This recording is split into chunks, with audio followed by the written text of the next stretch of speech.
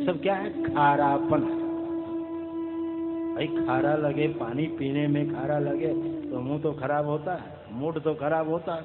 आजकल तो बहुत जल्दी मूड खराब हो जाता है।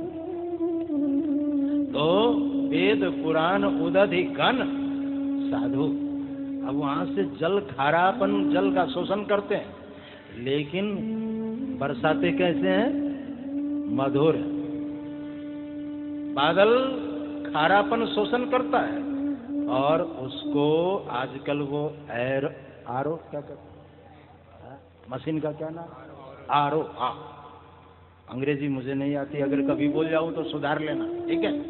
तो खारा, वो एक आजकल मशीन घर घर में लगा, आरो, वो खारा पानी को भी उसका खारापन दूर करके और मधुर करके आपके पास पहुंचा देता है, फिल्टर करके। है बढ़िया।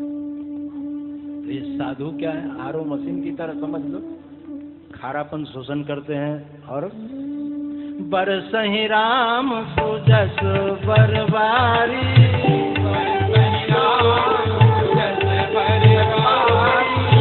मधुर मनोहर मंगलकारी, मधुर मनोहर मंगलकारी। सीताराम जय सीताराम, गाइए।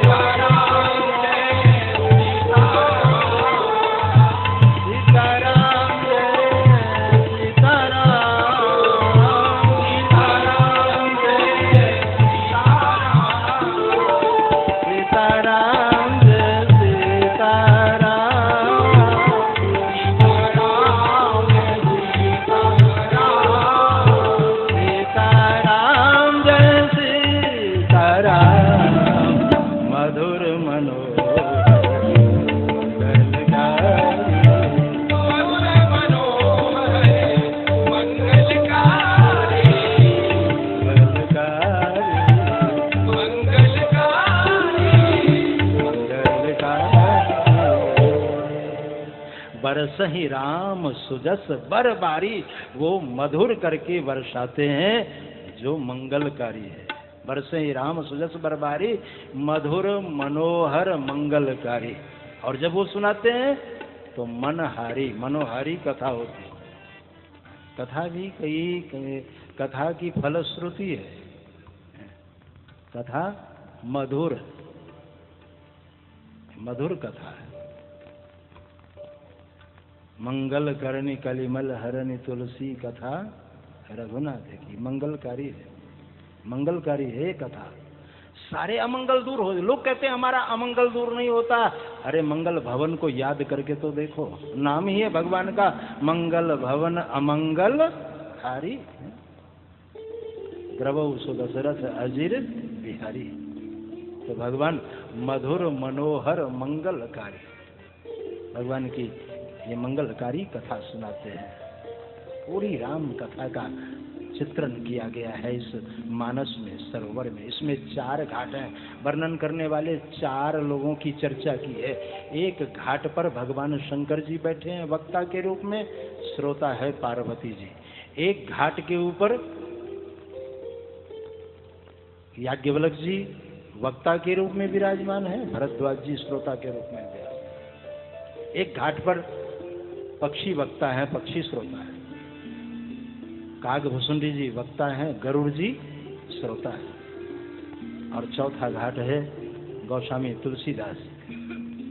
तुलसीदास जी वक्ता है और सारा विश्व श्रोता है, अथवा उनका मन जो है वो श्रोता है।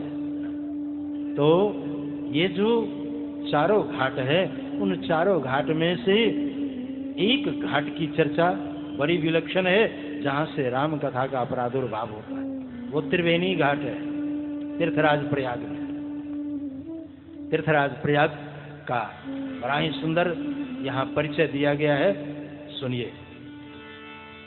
माघ मकर गति रवि जब होई,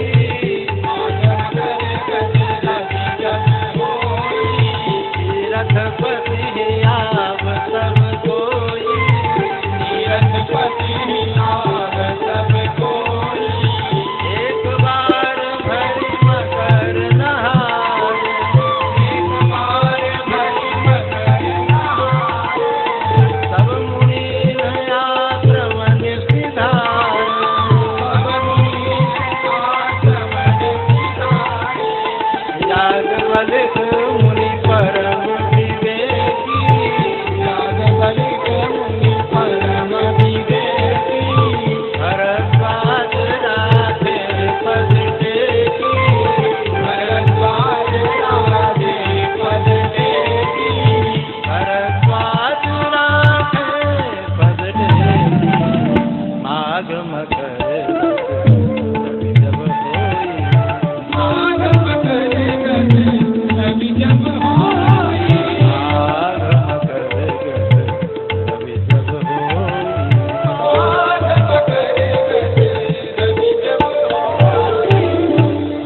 मकर संक्रांति के अवसर पर तीर्थराज प्रयाग में बड़ा विशाल मेला लगता है। आप सभी जानते हैं, अभी कुछ दिन पहले ही कुंभ महापर्व का आयोजन हुआ। दुनिया का सबसे विशाल मेला। लोग त्रिवेणी में डुबकी लगाते हैं, बेनी माधव का दर्शन करते हैं, अक्षय वट की परिक्रमा करते हैं, भरद्वाज जी के आश्रम में जाकर के आज भी सत्संग सुनने का विधान है, सत्संग करने का विधान है। साधु संतों की वहाँ एक जमावड़ा होता है और लोग तात्विक चर्चा करने में लीन हो जाते हैं। तो एक बार ऐसा ही हुआ, एक बार भरी मकर नहाए सब मुनीन आश्रमन सिधाए। सभी लोग जब डुबकी लगा करके जाने लगे तो याज्ञवल्क मुनि परम विवेकी याज्ञवल्क जी जैसे चलने लगे, भरद्वाज जी ने चरणों को पकड़ लिया। महाराज, मैं आपको नहीं जाने दूंगा। सबको जाने दिया लेकिन आपको नहीं जाने दूंगा। कहा क्यों? कहा कि मेरे मन में एक संशय है और जब तक संशय का निवारण नहीं आप करेंगे हम आपको जाने नहीं देंगे, क्योंकि संशय एक रोग भी है, बड़ा भयंकर रोग है। कहा गया है संशय आत्मा विनश्यति। अगर हम संशय मन में आ जाए तो वो विनाश की ओर ले जाता है। चाहे रिश्ते के प्रति संशय हो जाए, नाते के प्रति संशय हो जाए, किसी के प्रति संशय हो जाए, उस संशय का निवारण कर लेनी चाहिए, नहीं तो वो दुखदाई होता है। कैसे?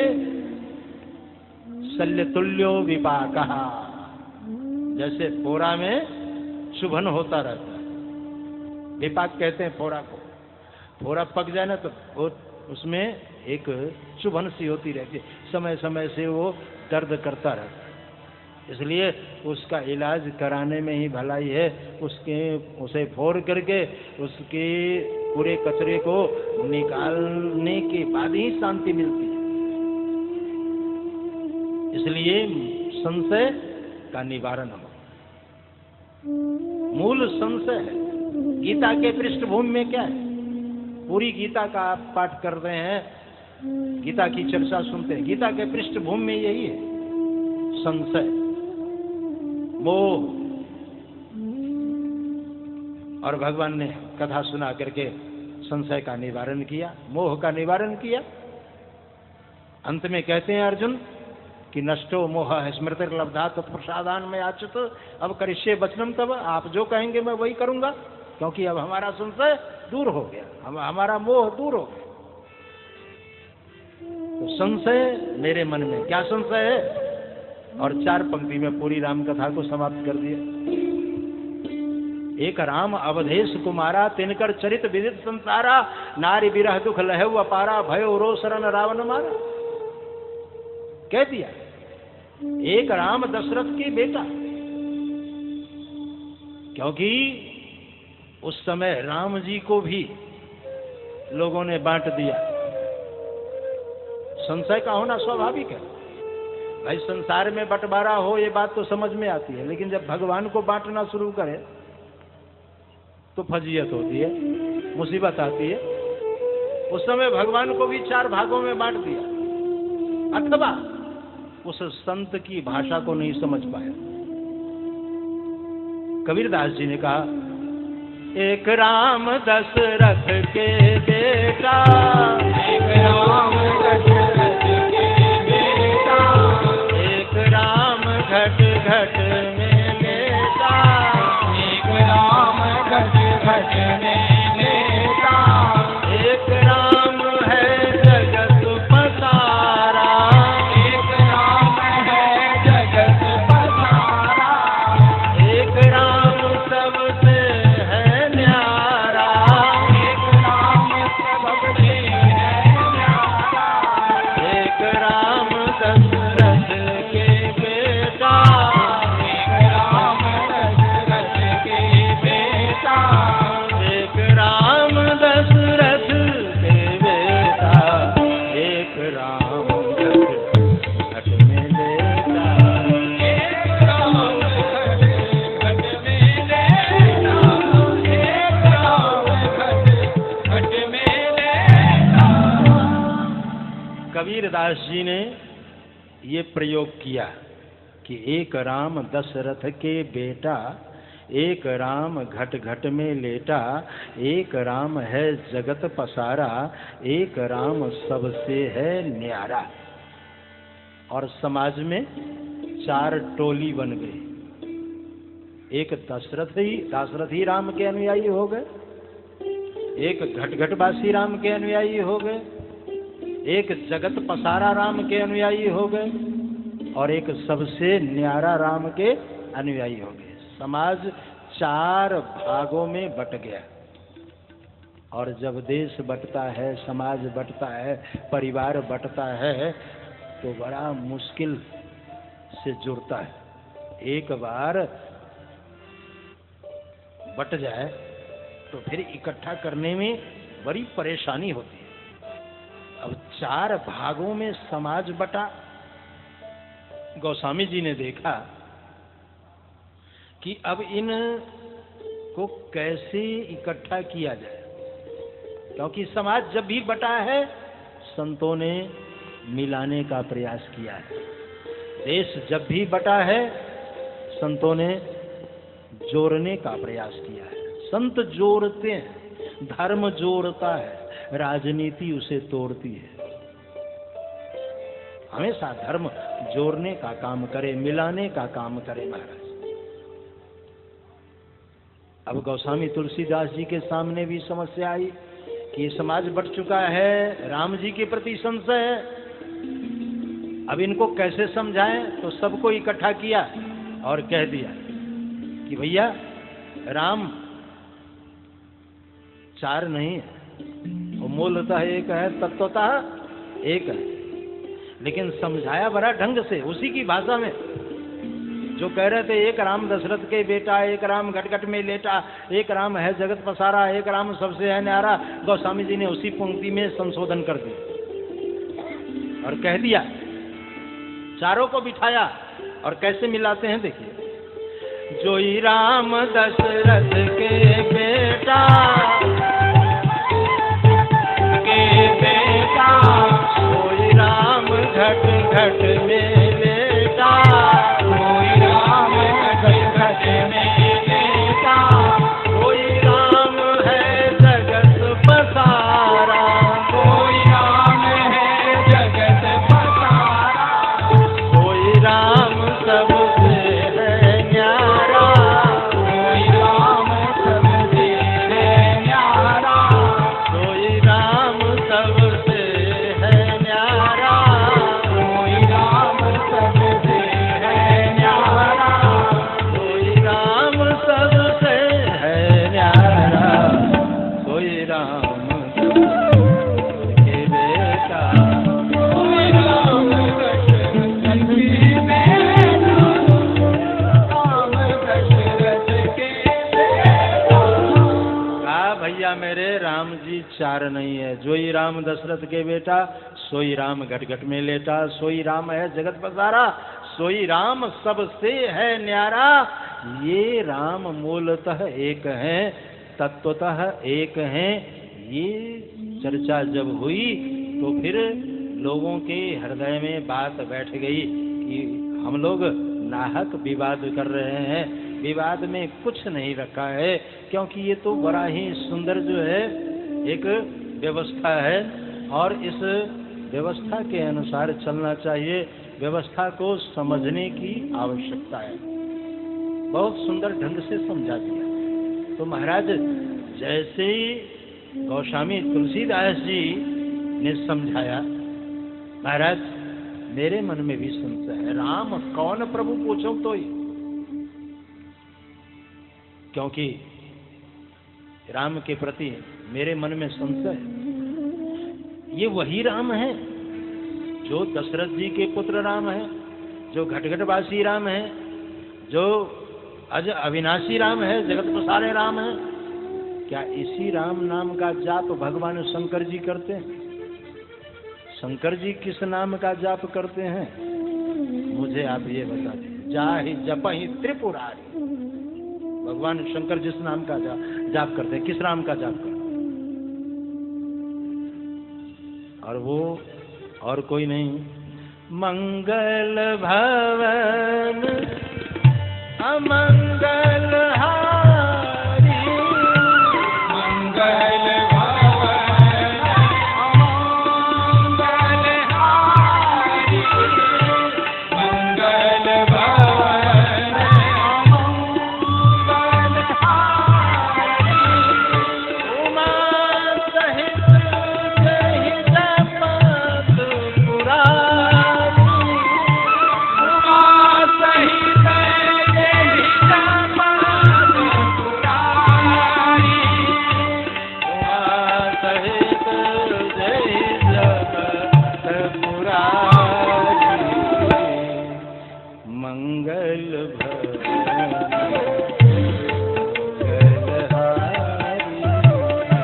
मंगलहारी। मंगल भवन अमंगल हारी, मंगल भवन अमंगल हारी, अमंगल हारी,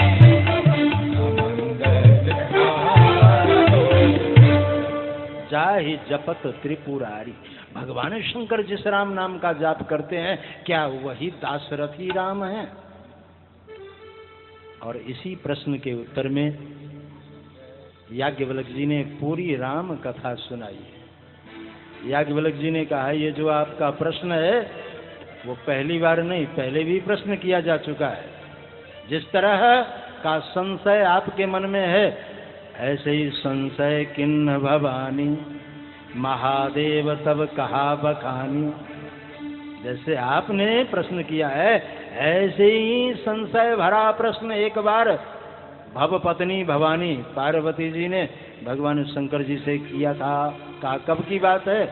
कहते हैं, एक बार त्रेता युग में, एक बार शंभु गए तुम भजरी छिपाई, शंभु गए तुम संग सती जग जननी भवानी, संग सती जग जननी भवानी, पूजे ऋषि अखिलेश्वर जाने, पूजे ऋषि अखिलेश्वर जाने, पूजे अखिलेश्वर जाने, पूजे ऋषि अखिलेश्वर जाने, पूजे ऋषि अखिलेश्वर जाने। पूजे ऋषि अखिलेश्वर जाने। एक बार त्रेता युग माही, त्रेता युग की बात है। हमारे यहाँ चतुर्युग है, सतयुग, त्रेता, द्वापर, कलयुग। तो सतयुग में सतयुग की चर्चा है, त्रेता युग की चर्चा है। त्रेता, एक बार त्रेता युग माही, त्रेता युग में भगवान शंकर सती के साथ राम कथा सुनने के लिए अगस्त ऋषि के आश्रम में गए। सवारी भी कोई मोटर गाड़ी नहीं थी, हवाई जहाज से नहीं गए, मोटर कार से नहीं गए, बैल के ऊपर बैठ करके गए। तो पति पत्नी दोनों, जिसके पास जो सवारी हो भाई उसी सवारी पर तो बैठे। आजकल लोग जिसके पास साइकिल है पत्नी को पीछे बिठा लेता है कैरियर पर और अपना साइकिल चला करके गए। जिसके पास स्कूटर है और वो पीछे। किसी ने पूछा, ये पीछे क्यों बिठाते हैं? हमारा पहले साइकिल में कैरियर नहीं, बिना कैरियर आगे बिठा के लोग ले जाते हैं, और आगे बिठा के ले जाते थे तो दोनों हाथों से दबोचे रहते थे कि कहीं इधर उधर हिले नहीं। हाँ, ऐसे हैंडल, तो उसको हैंडल कहते हैं, चाहे स्टेयरिंग कह लो। साइकिल का स्टेयरिंग हैंडल जो है, अब आगे बिठाया, दोनों तरफ से दबा के रखे, कहीं हिलना नहीं, कहीं इधर उधर जाना नहीं। अब पीछे जो है बिठाते हैं, क्यों? कोई बात नहीं, छूट जाए तभी है। इधर आजकल तो एक पति अपने पत्नी को इलाज कराने के लिए अस्पताल ले जा रहा था, स्कूटर था उसके पास, कहा बैठो, बेचारी गांव की सीधी सादी थी, एक तो घूंघट ये सबसे जो है हमारा, ये रोड पर भी इधर से उधर भागे तो देखने वाले तो भागे, लेकिन वो घूंघट जो है ना इसमें खतरा है, उसने देखना नहीं, सीधे भागना है, तो चलने वाले जरा सावधान रहते। तो एक तो घूंघट काट रखी थी, गांव की थी, और बैठने लगी, वो पति जो है चला दिया स्कूटर, गिर गई, वहीं गिर गई और वो अपने धुन में जा रहा है। अस्पताल के द्वार पर जाकर के रोका स्कूटर और कहा उतरो। एक बार कहा, दूसरी बार कहा उतरो, जल्दी उतरो। तो गेट मैन जो था उसने कहा साहब पीछे कोई हो तब न उतरो। पीछे जब देखा तो खाली, ये कहाँ रह गई। फिर वहां से 10 किलोमीटर वापस आया तो जहां बैठने के लिए कहा वहीं एक पत्थर था, उसी पर वो बैठी थी चुपचाप घूंघट काट।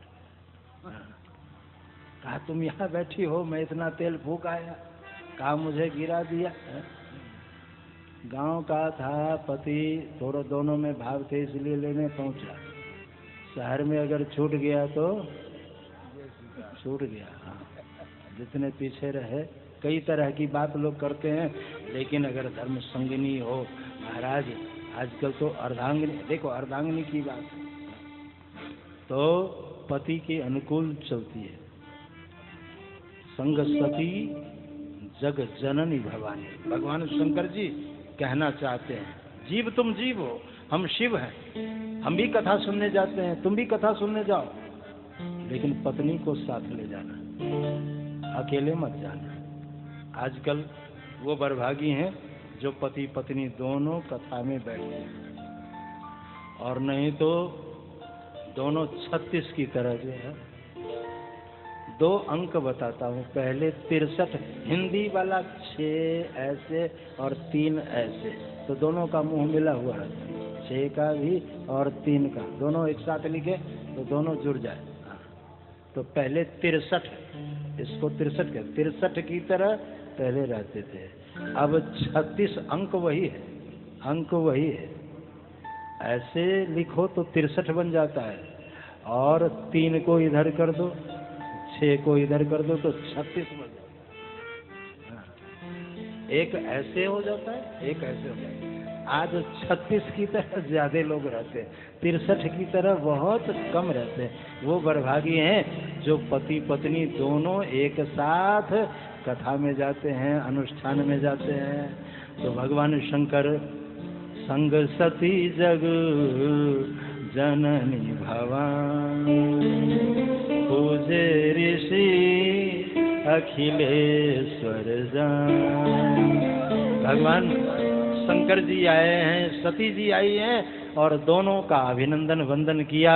होना तो चाहिए, कथा जो कर रहे हैं उस कथावाचक की पूजा होनी चाहिए, लेकिन कथावाचक ने श्रोता की पूजा की, क्योंकि श्रोताओं के बीच में पता नहीं किस रूप में कौन पधारे हैं। भगवान शंकर पधारे थे, अगस्त ऋषि ने जान लिया, पूजा की। पूजे ऋषि अखिलेश्वर जानी, और राम कथा मुनि वर्ज बखानी। जो कथा आप सुन रहे हैं, अगस्त ऋषि ने राम कथा सुनाई। राम कथा मुनि वर्ज बखानी, राम कथा मुनि वर्ज बखानी, सुनी महेश परम सुख मानी, सुनी महेश परम सुख मानी, सुनी महेश परम सुख मानी, सुनी महेश परम सुख मानी। सीताराम जय सीताराम, सीताराम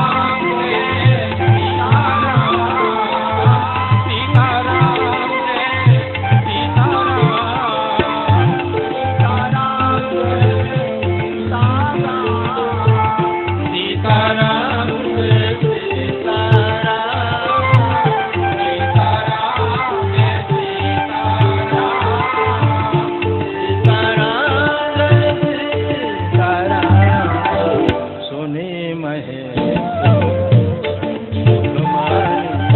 सुनी महेश परम सुखमानी, सुनी महेश परम सुखमानी।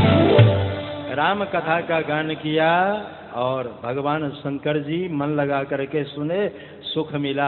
लेकिन सती नहीं सुन पाई। पति पत्नी दोनों कथा में बैठे हैं, एक कथा सुन रहे हैं और एक विचार कर रही है, इसकी बातें क्या सुने, क्योंकि इसने मेरी पूजा की है, ये हमसे छोटा है। सती कथा में बैठ करके यही विचार करती रही। परिणाम क्या हुआ? कथा के अंत में मुनिसन विदा मांग त्रिपुरारी, चले भवन संग दक्ष कुमारी। कथा पूरी हुई, कथा के बाद आरती हुई, आरती प्रसाद लेकर के और जैसे भगवान शंकर जी चलने लगे तो एक बार अगस्त ऋषि से अनुमति ली। महाराज आपने बड़ी बढ़िया कथा सुनाई, अब मैं चलूं, अब मैं कैलाश जाऊंगा। तो मुनिसन विदा मांग त्रिपुरारी, लेकिन चले भवन संग दक्ष कुमारी। आई थी कथा सुनने तो जगत जननी आई। गोस्वामी जी ने कहा जगत जननी आई, और कथा नहीं सुनी तो दक्ष पुत्री आई। चली भवन संग दक्ष कुमारी। दक्ष कहते हैं होशियार को, जरूरत से ज्यादा चालाक जो, ओवर क्लेवर जो, हाँ उसको ये भी कहा जाता है। दूर जरूरत से ज्यादा चालाक दक्ष, दक्ष पुत्री। सती हरिद्वार की रहने वाली थी। आप हरिद्वार जाते हैं, आज भी दक्ष भवन है, वहाँ दक्ष मंदिर है। हम हरिद्वार में कथा कहने जाते हैं तो वहीं से शोभा यात्रा निकलती है। हाँ, दक्ष मंदिर से ही शोभा यात्रा निकालने का विधान है। जब भी कथा कहने जाता हूँ वहीं से शोभा यात्रा निकलती है। तो हरिद्वार की रहने वाली थी, दक्ष की पुत्री थी, होशियार बाप की बेटी थी, कथा नहीं सुन पाई। भगवान शंकर जी साथ में चल रहे हैं। शंकर जी ने संकल्प किया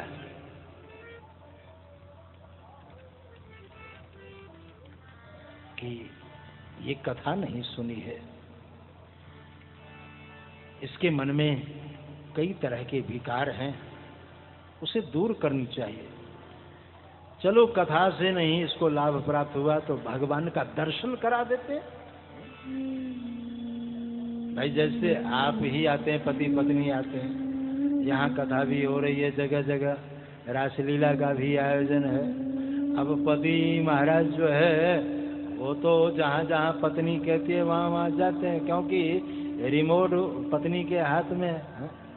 वो जो चैनल लगाती है वही पकड़ते हैं पति लोग। अनुभवियों को अनुभव होगा। और अगर कहे कथा नहीं सुननी, चलो बिहारी जी का दर्शन कराओ, तो बिहारी जी के दर्शन कराने के लिए ले जाएंगे। भाई रासलीला दिखाओ तो रासलीला दिखाने के लिए ले जाए। और जो जो कहती है वही देवता लोग करते हैं। तो सती कथा नहीं सुन पाई। भगवान शंकर जी ने कहा कि राम जी की जिनकी कथा थी उनका दर्शन करा दो। सती ने कहा महाराज ये तो बड़ी अच्छी बात है। भगवान शंकर जी ने भगवान राम का आवाहन किया। हे प्रभु आप कितने दयालु हैं, आपकी कथा इतनी मधुर थी, मैं आपका दर्शन प्राप्त करना चाहता हूँ। और जैसे कहा दर्शन प्राप्त करना चाहता हूँ, तो राम सदा सेवक रुचि राखी, वेद पुराण संत सुर साखी। राम सदा सेवक रुचि राखी।